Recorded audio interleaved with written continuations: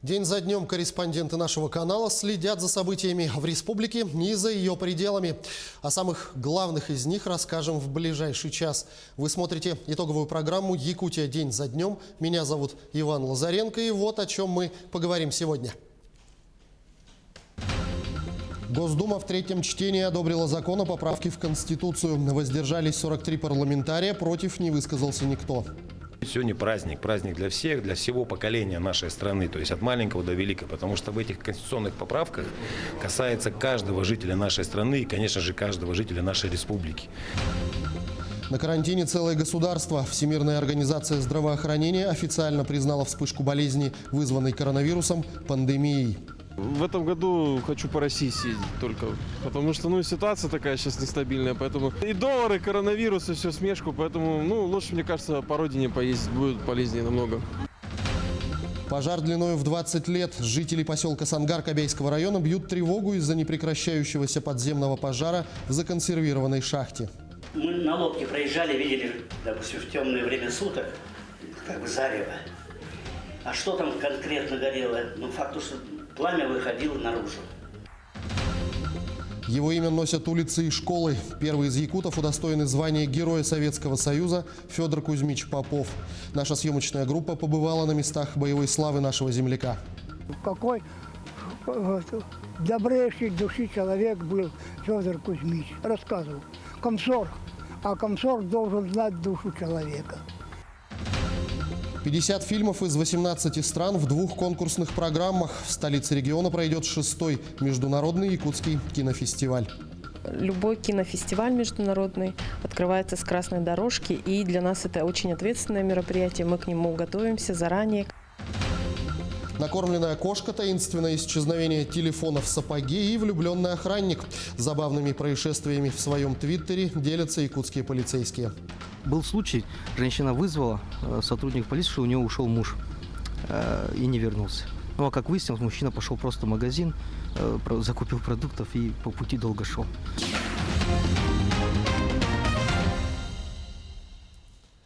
Депутаты Государственной Думы приняли в окончательном чтении изменения и поправки к Конституции России.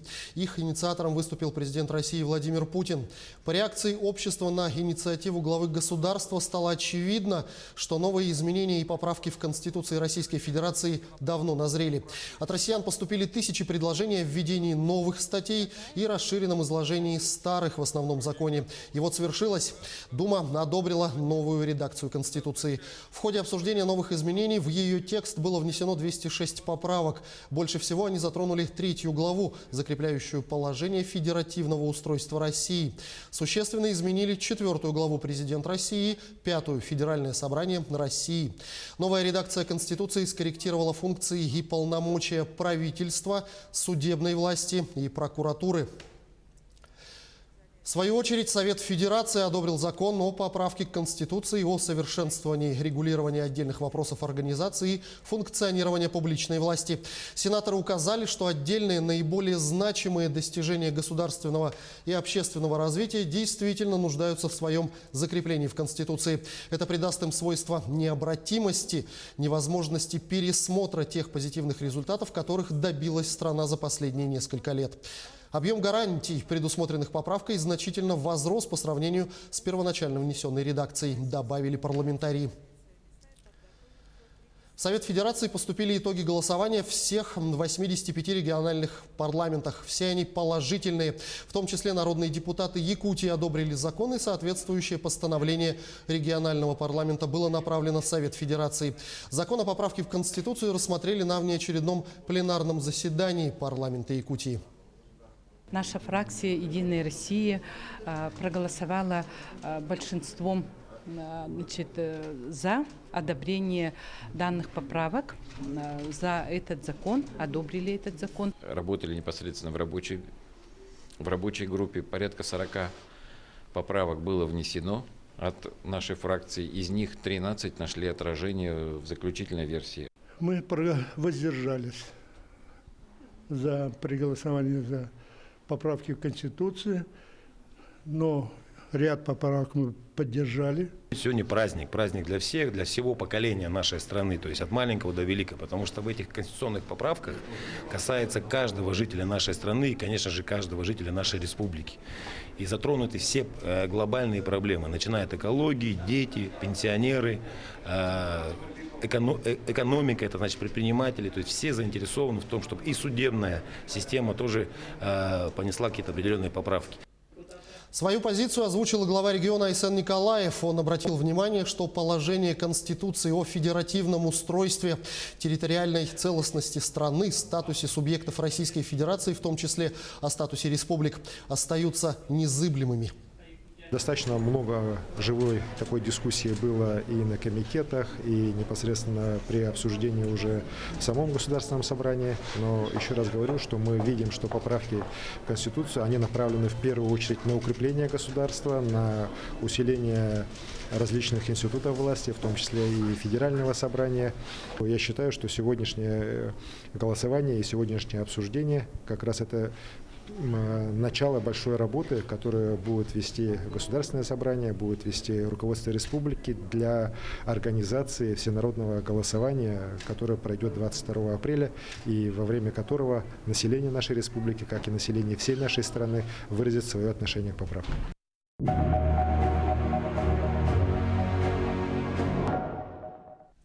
Безусловно, это невероятно важное и знаковое событие для всех жителей нашей страны. Так что же нас ждет с принятием нового основного закона? О главных изменениях Конституции России расскажет Юлия Великодная. Положение части 3 статьи 81 Конституции Российской Федерации гласит о так называемом обнулении президентских сроков. Согласно тексту, из ограничения по срокам исключается лицо, занимавшее или занимающее должность президента Российской Федерации на момент вступления поправки в силу, вне зависимости от того, сколько сроков этот человек занимал свою должность к этому моменту. В документе останется ограничение занимать должность президента 2 срока, из статьи исчезло слово «подряд». А поправка, которая касается их изъятия, относится к конкретной ситуации и является переходной мерой. Об этом заявил глава Комитета Госдумы по градостроительству и законодательству, сопредседатель рабочей группы по изменению Конституции Павел Крашенинников. Также предлагается закрепить требования о постоянном проживании кандидата в президенты на территории России не менее 25 лет, а также об отсутствии иностранного гражданства или вида на жительство в другом государстве. Причем не только на момент участия в выборах, но и в прошлом. Также предлагается ввести неприкосновенность для президента России, прекратившего исполнение своих полномочий. В то же время бывший глава государства может быть лишен неприкосновенности в порядке, предусмотренном статьей 93 Конституции, для отрешения действующего главы государства от должности. Кроме того, после исполнения своих полномочий президент России может стать сенатором пожизненно.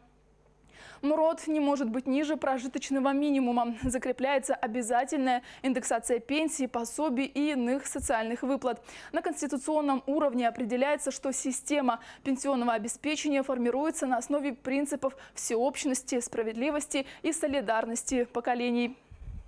Кроме того, в Российской Федерации предлагается формировать систему пенсионного обеспечения граждан на основе принципов всеобщности, справедливости и солидарности поколений и поддерживать ее эффективное функционирование, а также индексировать пенсии не реже 1 раза в год в порядке, установленном федеральным законом. Также в соответствии с федеральным законом хотят закрепить гарантированное обязательное социальное страхование, адресную социальную поддержку граждан и индексацию социальных пособий и иных выплат. Новым стал пункт, который упоминает Бога в Конституции. Цитирую: «Российская Федерация, объединенная тысячелетней историей, сохраняя память предков, передавших нам идеалы и веру в Бога, а также преемственность в развитии российского государства, признает исторически сложившееся государственное единство». Вместе с этим в Конституции появились обещания воспитывать в детях патриотизм и уважение к старшим, обозначение брака как союза между мужчиной и женщиной, а также выражение традиционные семейные ценности, за которые будет отвечать правительство. Несмотря на то, что в документе сказано, что русский язык является государственным на всей территории страны, предлагается закрепить измененную формулировку. А именно добавить, что русский язык выступает как государствообразующий народ, входящий в многонациональный союз равноправных народов России. И в завершение отмечу, что в соответствии с поправками местом постоянного пребывания отдельных федеральных органов госвласти может быть не только столица нашей Родины Москва, но и другой город, определенный федеральным конституционным законом. Общероссийское голосование по изменениям в Конституцию состоится 22 апреля. Согласно законопроекту, этот день будет объявлен выходным по всей стране. О важности проведения общероссийского голосования неоднократно говорил глава государства Владимир Путин. Ведь все принятые поправки вступят в силу только после того, как жители страны их поддержат. Кстати говоря, с каждым днем сторонников изменения основного закона страны становится все больше и больше. И каждый из них отмечает, на его взгляд, самые важные и ключевые моменты.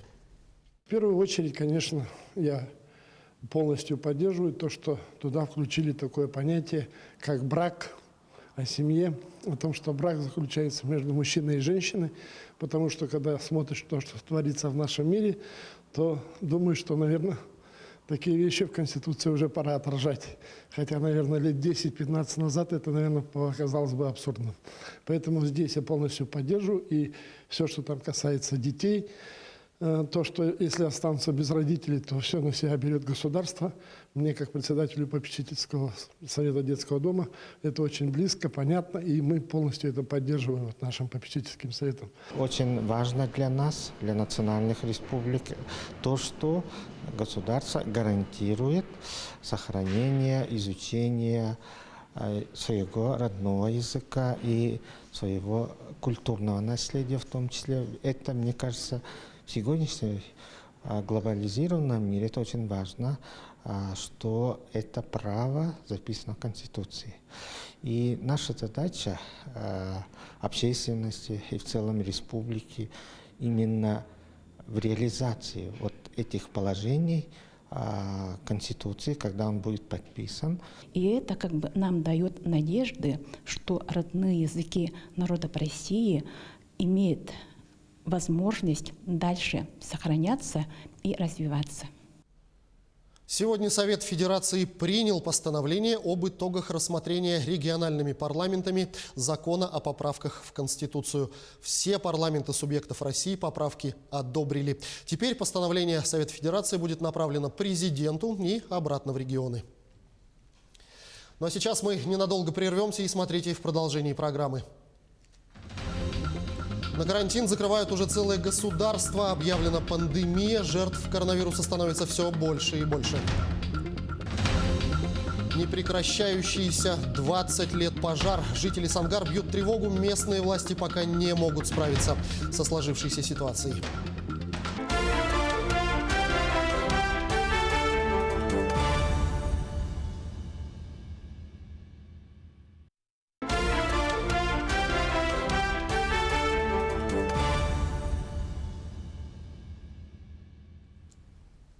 Мы продолжаем. Всемирная организация здравоохранения объявила о пандемии коронавируса.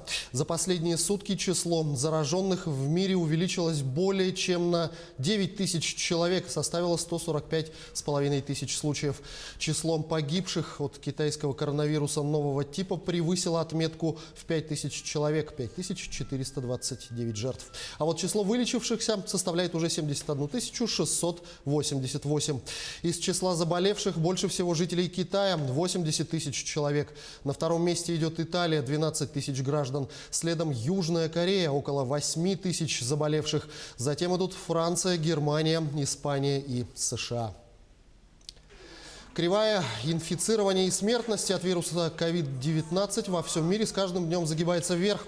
Рост идет по экспоненте. Примечательно, что только Российская Федерация выделяется на этом тревожном фоне. По количеству инфицированных страна находится на 50-м месте. А если брать на душу населения, то в России оказывается чуть ли не самый низкий уровень инфицирования вирусом на планете. Всего в России зафиксировано 45 случаев заболевания. Они ранее посещали страны с неблагоприятной обстановкой по коронавирусу. Все сейчас госпитализированы и находятся в инфекционных боксах. Люди, которые контактировали с ними, определены. Их поместят под медицинское наблюдение и возьмут анализы.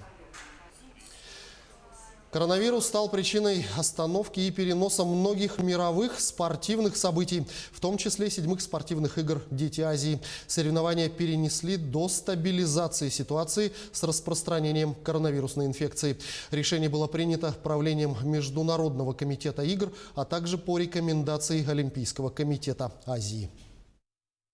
Надо сказать, что на сегодняшний день, в случае даже если бы мы проводили игры «Дети Азии», то, соответственно, многие страны сегодня объявили карантин, закрыли границы.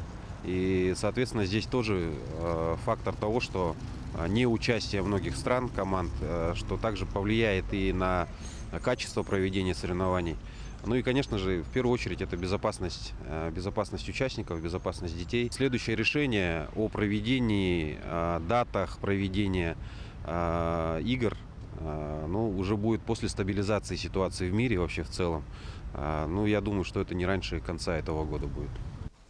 Также ряд массовых мероприятий в Якутии будут отменены или перенесены в связи с наличием коронавирусной инфекции в стране. Так, часть мероприятий переведены в режим, который не допускает присутствия иностранцев, например, Международный кинофестиваль. Об этом сообщила вице-премьер республики Ольга Балабкина на традиционном брифинге с журналистами. По ее словам, в республике нет людей с подозрением на коронавирус. Продолжается санитарная обработка помещений и разъяснительная работа среди населения.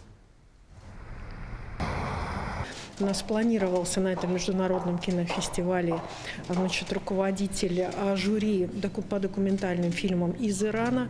И он самостоятельно, и мы тоже приняли решение о его замене. Все остальные фильмы иностранного производства будут на этом фестивале просмотрены, гостей у нас иностранных не будет. И постепенно также будем принимать решения в зависимости от обстоятельств, которые есть на территории республики. На настоящий момент ряд организаторов выходят самостоятельно с точки зрения того, чтобы не проводить мероприятия.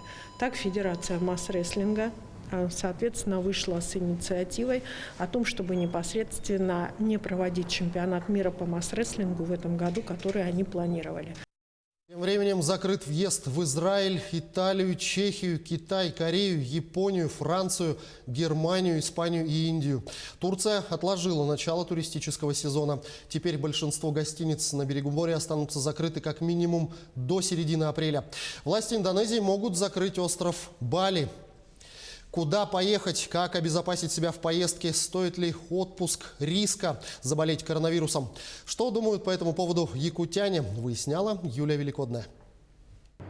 Долгожданный, иногда как и день рождения, только раз в году отпуск россиян под угрозой срыва.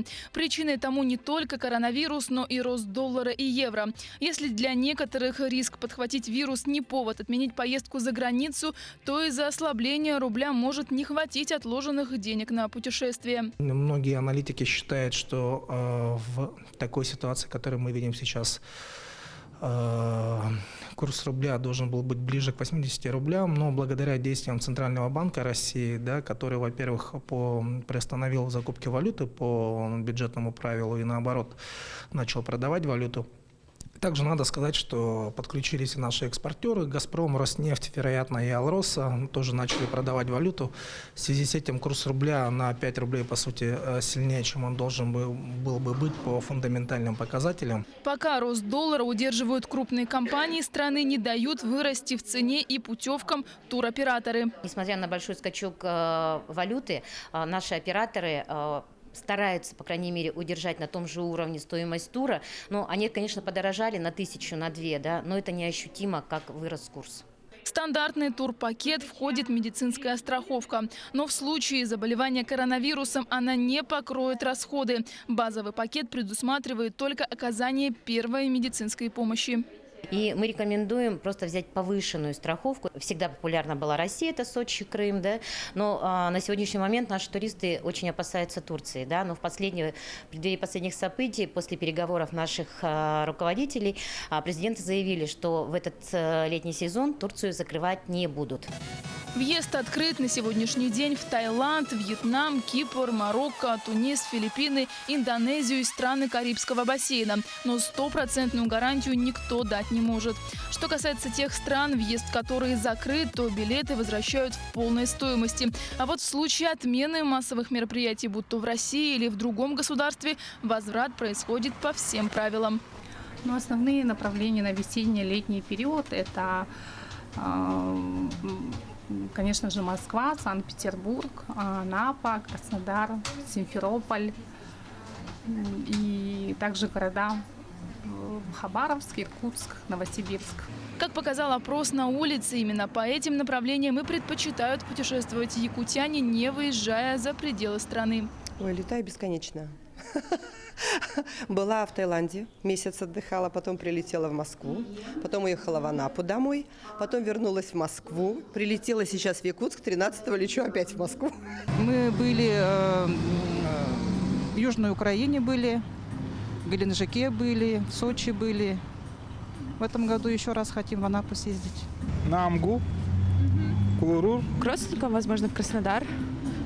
На море. В этом году хочу по России съездить только, потому что ситуация такая сейчас нестабильная, поэтому лучше уж на родине.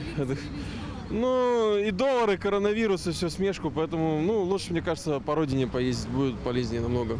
Планы якутян сходятся с рекомендациями главного санитарного врача республики – воздержаться от поездок в зарубежные страны. Но все же, если вы решились на заграничный отпуск, то следует не забывать о гигиене рук, масках и медицинской страховке. Мы обращаемся ко всем лицам, которые проживают на территории Республики Саха-Якутия, которые прибыли из неблагополучных стран, обратиться в свое медицинское учреждение по месту жительства, поставить в известность в том случае, если как-то мы их пропустим в аэропорту или как-то, и самоизолироваться, вызвать врача на дом, а не ходить в поликлинику, и на 14 дней им будет выдан больничный лист.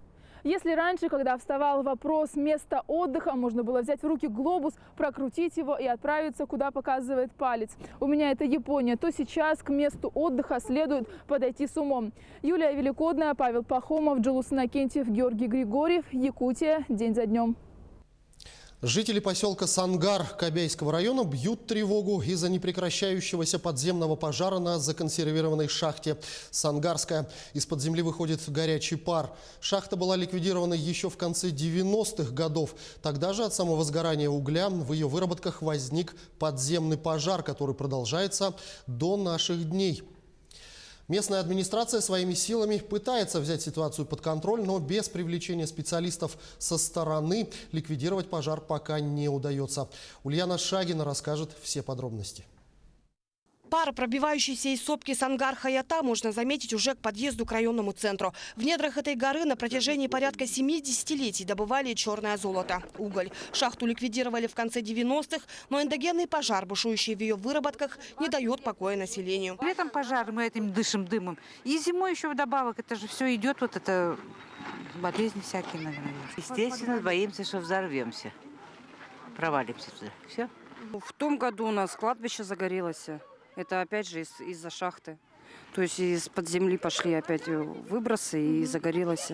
Мы как раз-таки сейчас нашли такое место. Если приложить руку ближе к земле, то можно почувствовать пар, который вырывается из-под земли, а также тепло, которое также можно здесь почувствовать. Такие места здесь тянутся примерно на протяжении километра. Начинаются они от жилого фонда и тянутся до кладбища, до того места, где мы сейчас как раз-таки находимся. Шахта Сангарская когда-то была знаменита на всю страну как первенец угольной промышленности Якутии. Она отличалась первоклассным качеством угля и его колоссальными запасами. Александр Вализер более 30 лет отработал в забоях Сангарской и о подземной жизни поселка знает не понаслышке. Я в основном работал на первом участке класс логовой. Уголь хороший, там прямо как антрацит. Мы даже пробовали поджигать его кусочек спичкой. И пока спичка горит, и он загорается. О первом пожаре на Сангарской шахте заговорили еще в 60-х годах. Тогда он случился из-за самого сгорания угля. В 98-м шахта была законсервирована до лучших времен, но спустя пару лет снова загорелась. О ней Александр Андреевич вспоминает с грустью. Мы на лодке проезжали, видели, допустим, в темное время суток, как бы зарево. А что там конкретно горело? Ну, факт, что пламя выходило наружу.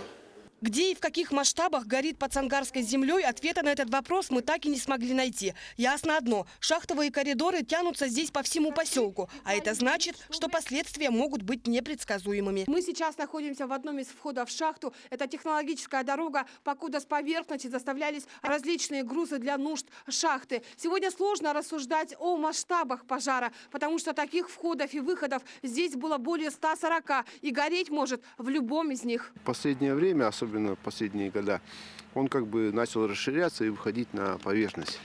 Было очень много случаев, когда на старой погрузке там был виден даже огонь. Ну, сейчас огня не видно, но по последним замерам температура там где-то 120 градусов. И действительно, наиболее активное испарение горячего воздуха из недр шахты наблюдается в районе старой погрузки. Раньше в этом месте транспортировали уголь вниз к причалам. На поверхности склона от постоянного тепла почва провалилась. Раскаленная изнутри земля не дает прижиться деревьям. Они желтеют, потом погибают. Дым идет. Ага, вот здесь, вот оттуда. Как западный ветер дует, все к дому. Дом у меня рядышком вот здесь. Дымом пахнет. Чтобы обезопасить население, местная администрация прорыла минерализованную полосу и загородила территорию колючей проволокой. На проведение более сложной работы нужны значительные финансовые вливания. На сегодняшний день масштабы подземного пожара никому не известны. Сангарцы который год ставят вопрос о проведении радоновой съемки, которая как раз-таки и определит границы пожара и направление его распространения. По результатам этого обследования могли бы разработать проектно-сметную документацию для дальнейшего работы по тушению вот этого эндогенного пожара. В этом году на проблему наконец-то обратили внимание и в федеральном центре. Обновленный старый состав рабочей группы под руководством министра энергетики страны Анатолия Яновского, которая в апреле месяце должна провести выездное заседание на самом месторождении. Обращались в том числе за решением вопроса финансирования мероприятий из резервного фонда правительства России. И, соответственно, план мероприятий для решения поставленной задачи. Именно для этого эта рабочая группа и создана, чтобы там были практические решения. Последствия подземного горения могут быть непредсказуемыми. Об этом говорят и сами специалисты. Учитывая, что горные выработки здесь тянутся по всему поселку, от места парения до жилых домов всего полкилометра, обрушение может произойти в любой его части. Ульяна Шагина, Александра Хлопкова, Семен Семенов. Якутия. День за днем. Сейчас мы снова ненадолго прервемся. Буквально через минуту продолжим. Смотрите далее в программе. На белорусской земле прошли торжественно-патриотические мероприятия в честь якутянина, героя Советского Союза Федора Кузьмича Попова. Гвардеец, борец и бодибилдер. Расскажем, как готовится к дальневосточному чемпионату спортсмен-энтузиаст из Алдана.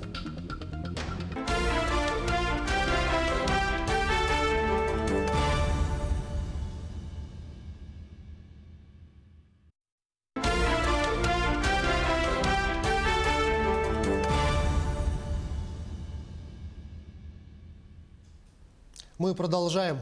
2000 километров за 2 месяца из Якутска в Тикси. В Якутии организуют сверхдальний лыжный переход от столицы региона до берегов моря Лаптевых. Переход посвящен 75-летию победы в Великой Отечественной войне и 90-летию Булунского улуса. В нем принимают участие 5 лыжников. Все подробности в материале нашего корреспондента Юрия Осипова. Впереди долгий путь, и лыжников ждут суровые испытания. Но все снаряжение, а главное, сами смельчаки готовы к сверхдальнему переходу из Якутска до Тикси. Василию с детства знакомо шуршание снега под лыжами. Он занимается лыжней с малых лет под началом своего отца. Уже в 16, в 2005 году он принял участие в своем первом сверхдальнем переходе. Сегодня он готовится уже во 2-й раз бросить вызов стихиям бок о бок с отцом. Будем проходить примерно по 30-40 километров в день. Скорость будет зависеть от маршрута, потому что мы будем проходить по горным местам, где нету, так сказать, дороги. Его отец Валерий Самойлов начал организовывать экспедиции с 2003 года. Это уже 5-й сверхдальний лыжный переход. Полученный опыт позволил им исправить недочеты прошлых экспедиций. Мы проваливались по грудь в воде и так далее, поэтому из-за этого мы там приходилось нам ночевать в пути.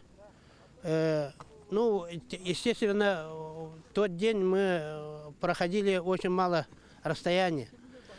А сейчас мы от этого, значит, застрахованы. Мы, значит, тогда у нас были олени тормоза, чтобы для ночлега одевали кенчи и так далее. А сейчас мы с подготовкой уже специально купили сапоги и так далее, чтобы непромокаемые. На каждого участника экспедиции приходится приличная поклажа – около 70 килограммов. У всех за спиной рюкзаки и сани для теплых вещей. В рюкзаках будет самое тяжелое – это продукты. Вот. На санях мы будем таскать теплые вещи, спальные мешки. Для безопасности экспедиции путники захватили огнестрельное оружие и спутниковый телефон.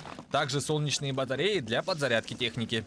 Для перехода лыжники используют классические прогулочные лыжи. По словам участников экспедиции, они больше всего подходят для таких дальних переходов.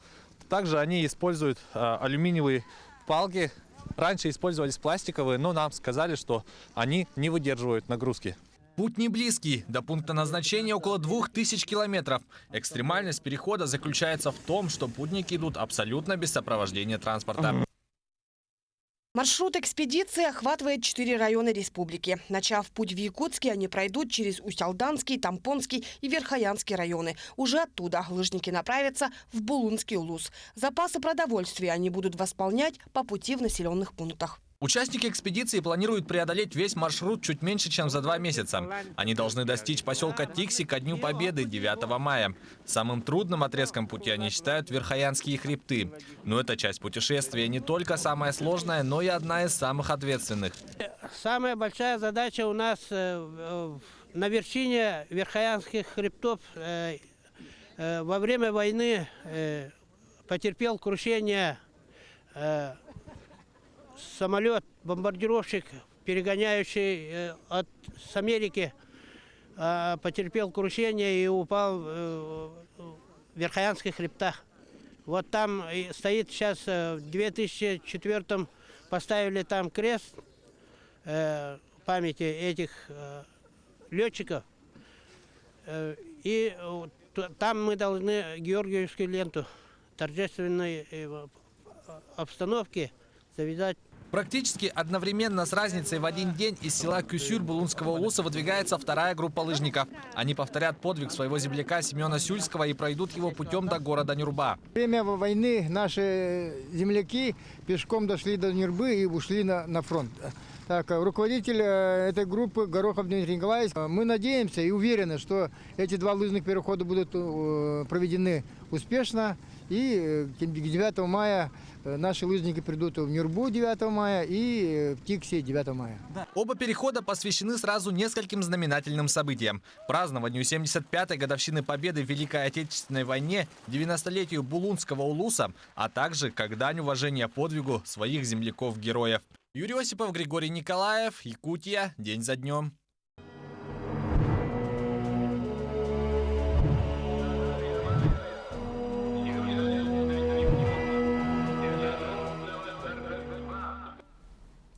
В этом году мы отмечаем 75-летие Великой Победы. За этой датой скрываются не просто боевое событие, но и судьбы миллионов людей. За наше чистое небо и мирную жизнь свои головы сложили тысячи якутских солдат. И одним из славных сынов Отечества является первый из народа Саха герой Советского Союза Федор Кузьмич Попов. В честь грядущего Дня Победы и в честь увековечения памяти якутского бойца делегация его родного Мегино-Кангаласского района побывала в Республике Беларусь, где покоится наш героический земляк. О торжественно-патриотических мероприятиях в материале Айсены Бурнашовой. Лежали бойцы, так наших старались стянуть в одно место, захоронить.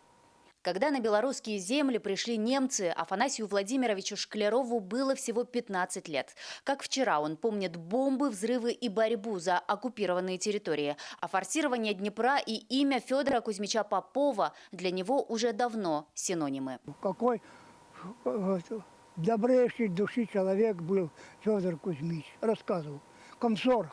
А комсорг должен знать душу человека.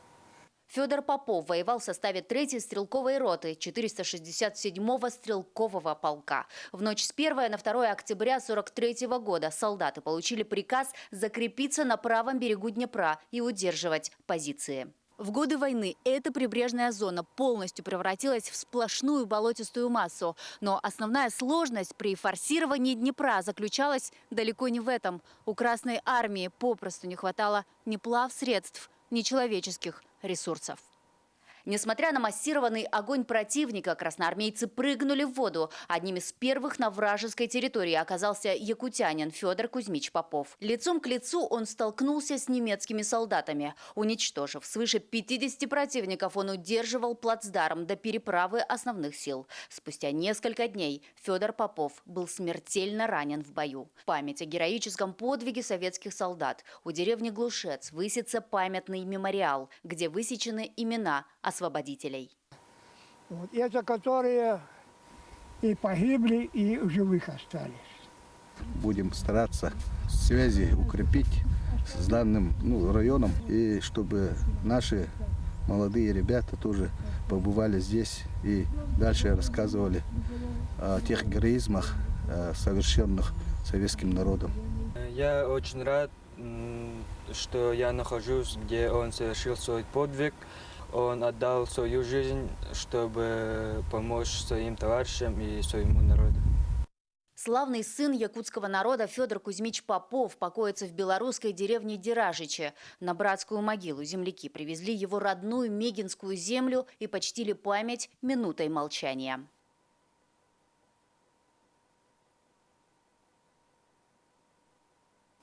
Я очень горжусь нашим земляком, что он здесь воевал и первым форсировал реку Днепр.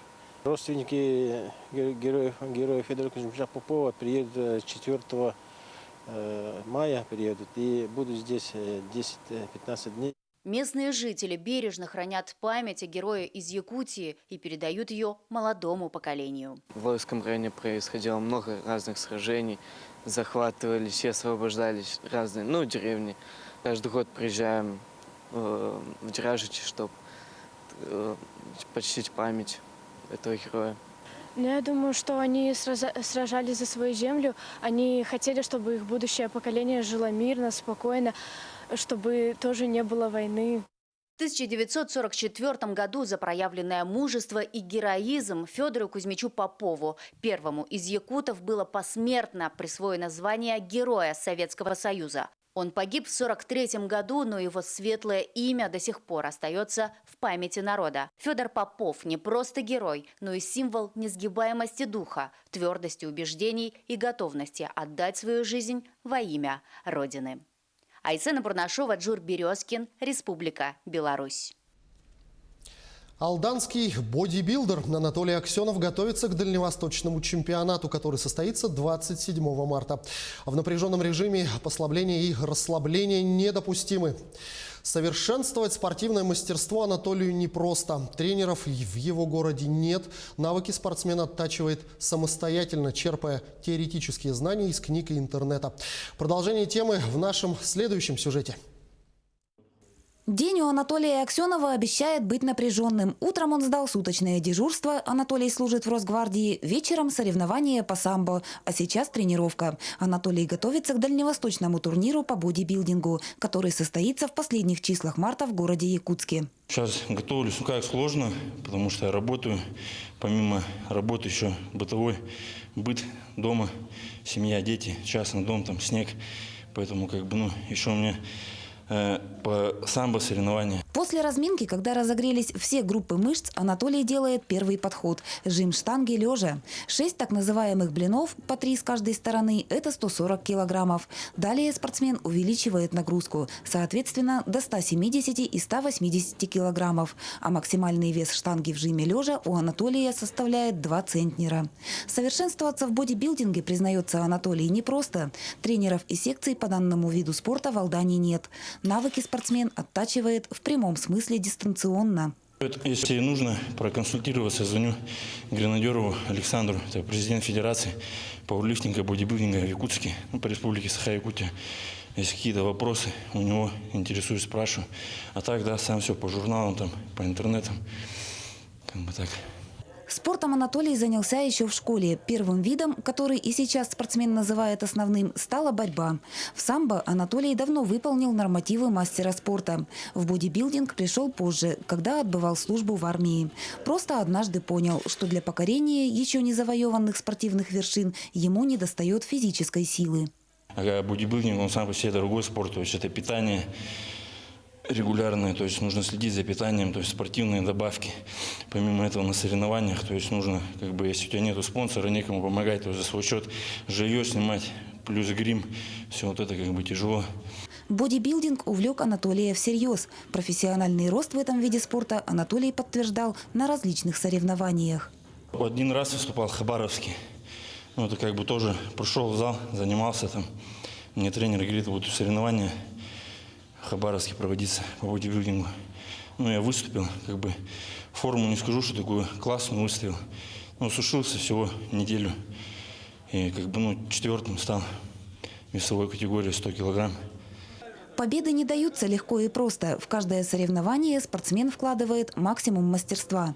В силовые виды спорта Анатолий планирует привести и 2 сыновей. Как бы один старший ленится, младший еще растет. Как бы сейчас чуть попозже 2 их возьму с собой на тренировки. На тренировках в выполнении ряда подходов Анатолию помогает приятель. Иннокентий тоже спортсмен. Регулярные тренировки в спортзале проводит в последние пару лет. Силовыми видами он увлекся благодаря Анатолию. Вот здесь занимаемся уже пару лет.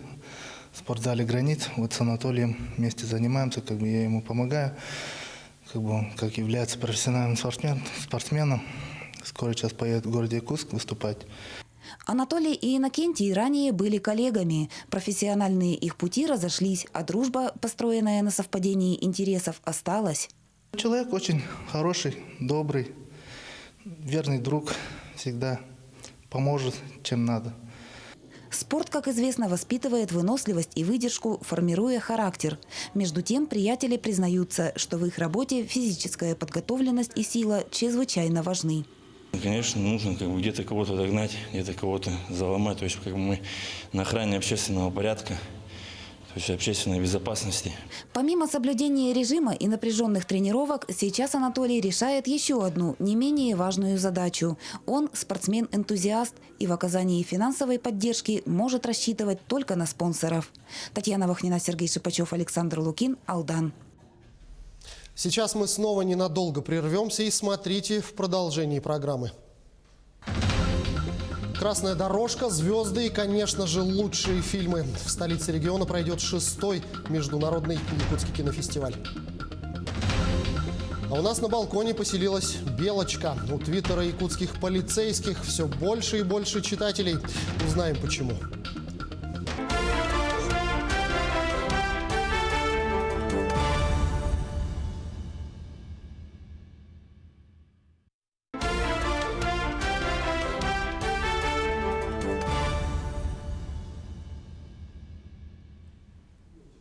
Мы продолжаем программу. Завершилась арктическая часть международной экспедиции «Евразия от края до края» под руководством известного путешественника Богдана Булычева. Результатом масштабной экспедиции должно было стать установление нескольких мировых рекордов, а также рекордов России и Европы. Чуть больше месяца назад команда из 6 человек начала свой путь из Якутска. Они завершили первую часть экспедиции и доехали до самой восточной точки Евразии – мыса Дежнева. Предполагалось, что арктическая часть экспедиции должна была стать самой сложной. Но, как признаются сами путешественники, проблемы могут возникнуть в европейской части континента. Ну, мы на самом деле планировали, что самым сложным этапом будет все-таки арктический, и мы на него закладывали 2 месяца, справились мы за месяц и 10 дней, вернули все назад гораздо быстрее, чем мы думали. И тот этап, который мы думали, что будет самым легким, это как раз этап по Европе, сейчас оказывается, что будет одним из самых сложных, потому что на сегодняшний день закрывают границы с коронавирусом, и если границы будут закрыты, то мы будем вынуждены отложить поездку, будем какое-то время пережидать. Для рекорда нам необходимо будет перемещаться где-то по России, то есть для того, чтобы его все-таки сделать. Но планируем все равно доехать до Португалии, до мыса Рока. Первые соревнования 4-х игр детей Арктики прошли в столице республики. Состязались в авенкийском футболе, национальном виде спорта Севера. Особенность этого вида футбола в том, что снарядом служит овальный мяч из оленьей кожи. В турнире приняли участие 4 команды. Это юноши от 14 до 17 лет из Авено-Бытантайского, Нанабарского и Кобяйского районов и города Нерюнгри. По результатам турнира победу одержала сборная Кобяя с 9 возможными очками. Вторыми стала сборная Нерюнгри и третье место заняла сборная Анабара, уступившая Нерюнгри лишь по дополнительным показателям. Очень интересный вид этот спорта. Надо развивать среди детей. И правила очень необыкновенные. 5 палок ставят. И палку задели, очко считается. На 2 тайма по 10 минут. Ребята очень азартно играют. И, конечно, силу, быстроту, ловкость очень развивает, я так думаю, и самое главное на свежем воздухе весной. Тема национальной культуры в современном мире – сложный путь идентификации человека и интеграции традиций в глобальный контекст. Именно эти вопросы в центре внимания 6-го международного якутского кинофестиваля, который пройдет в столице региона уже на следующей неделе. Кто в этом году будет блистать на красной дорожке и какие фильмы будут показаны зрителям и жюри, знает и расскажет Александр Хавренко. В среду, 18 марта, ступени лестницы в фойе Сахатеатра покроет красная ковровая дорожка. Именно по ней пойдут звезды российского и якутского кинематографа. В этот день в столице стартует 6-й Якутский международный кинофестиваль. Красная ковровая дорожка и церемония открытия – это лицо, визитная карточка любого фестиваля. От того, как они пройдут, во многом зависит отношение приглашенных гостей ко всему мероприятию. На каждом кинофестивале организаторы и творческая группа стараются удивить как гостей, так и зрителей. Любой кинофестиваль международный открывается с красной дорожки, и для нас это очень ответственное мероприятие, мы к нему готовимся заранее. Режиссером открытия является уже достаточно известный на сегодняшний день молодой режиссер Михаил Степанов. На открытии будет в прологе небольшая театрализованная композиция, называется «6-й элемент». Второй обязательный элемент кинофестиваля – это звездные гости. В этом году их будет немало. Председателем жюри основного конкурса выступит знаменитый российский режиссер Борис Хлебников. Среди членов жюри будут актриса Виктория Толстоганова и Мария Шалаева. А также на фестиваль приедут режиссеры Александр Сакуров и Михаил Сигал, кинокритик Антон Долин и актер Юрий Колокольников. Ну и, конечно же, фестиваль не может обойтись без конкурса. В этом году в программе фестиваля 2 конкурса. Основной, где будут представлены художественные фильмы, и конкурс документального кино. Конкурс художественных фильмов. В нем заявлено 8 работ из разных стран, например, таких как Афганистан, Новая Зеландия, Франция. Надо сказать, что вообще в общей сложности подано почти 1000 заявок из 40 стран. Кроме того, у нас есть конкурс документального кино. В нем участвуют 7 работ. Но я думаю, всех интересует работа якутских кинематографистов, которые участвуют в нашем кинофестивале. Это нужно отметить работу Дмитрия Давыдова, фильм «Нет Бога, кроме меня». В основном конкурсе он поборется за главный приз «Золотые снежные очки». И фильм Ивана Кривогорнична «Ганнибал», который будет участвовать в конкурсе документального кино. Впервые за всю историю Якутского международного кинофестиваля отдельное внимание уделили детям. Для них будет внеконкурсная программа, а также возможность самостоятельно научиться делать мультики. Это анимационная студия питерская «Да», которая приедет, специально педагоги ее. В течение нескольких дней они отбирали здесь ребят, и с ними вместе будут заниматься и изучать азы мультипликации. Более того, в течение нескольких дней они попытаются создать собственный продукт, то есть сделать уже полноценный мультик, который, я думаю, мы все посмотрим на закрытии кинофестиваля. Кроме того, что все зрители смогут посмотреть фильмы основного конкурса и конкурса документальных фильмов, для них организована и внеконкурсная программа. Например, показ легендарных советских фильмов, таких как «Летят журавли» и «Иди и смотри», которые прошли цифровую реставрацию. Также зрители смогут посмотреть фильмы из ретроспективы почетного гостя фестиваля, режиссера Александра Сакурова, и программу «Смешок», программу короткометражных фильмов. Одним словом, каждый зритель на кинофестивале найдет кино для себя. Спешите забронировать билеты. Александр Хавренко, Григорий Николаев, Якутск. День за днем. Вопиющая кража мусорного пакета, белка в бегах и поиски щенят в канализационных трубах. Аккаунт МВД Якутии в Твиттере обрел настоящую популярность. Сейчас за работой сотрудников полиции наблюдает более 8000 подписчиков. О забавной работе серьезных людей в материале Саргаланы Неустроевой.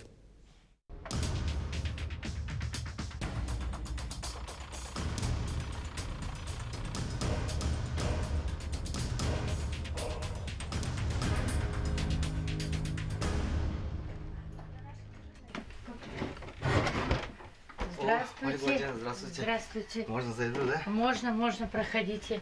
Да. Ольга Владимировна, как у вас с соседями?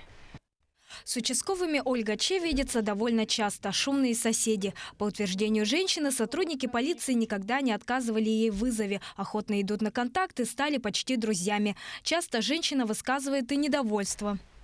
Я, например, всегда возмущена. Почему участкового никогда не пригласят на юбилей, на свадьбу, там родился ребенок, всех приглашают, гуляют, а участковый всегда только в крайнем случае, когда уже убивают, можно сказать. А вот если бы участкового приглашали вот так вот, ну и с семьей бы с его познакомились, мы были бы намного ближе. Действительно, часто люди забывают, что и полицейские такие же люди, как и все. И юмор или добродушие им не чуждо. Однако теперь доверие граждан к правоохранительным органам начинает возрастать. Был случай, женщина вызвала сотрудников полиции, что у нее ушел муж и не вернулся. Ну а как выяснилось, мужчина пошел просто в магазин, закупил продуктов и по пути долго шел. Ну, это действительно бывают курьезные ситуации, но нельзя отменять того, что может быть действительно выйдет какое-то либо более серьезное последствие, и необходимо принять меры к этому. Действительно, люди стали чаще обращаться, просить консультации, помощи. Мы всегда в этом не отказываем, всегда пытаемся помочь. Все это стало возможным благодаря новой политике ведения твиттер-аккаунта МВД и работе 5 человек пресс-службы. В пример они брали аккаунт белорусской милиции. Теперь от страшных новостей сотрудники пресс-службы перешли на посты о забавных случаях в работе дежурной части. Такой формат неожиданно пришелся по душе не только якутскому интернет-сообществу, но и всей России. Этот аккаунт МВД самый лучший. Настроение поднимается, когда читаю твиты с хэштегом «Дежурка14». Подпишусь на МВД-14. Там есть котики, а по хэштегу «Дежурка14» хорошие новости. Будем радоваться за Якутию. МВД, которое должно быть в каждом регионе. Обычно, когда говорят про полицейских, работу полицейских, это такие, серьезные большие преступления, там убийства, там какие-то, да?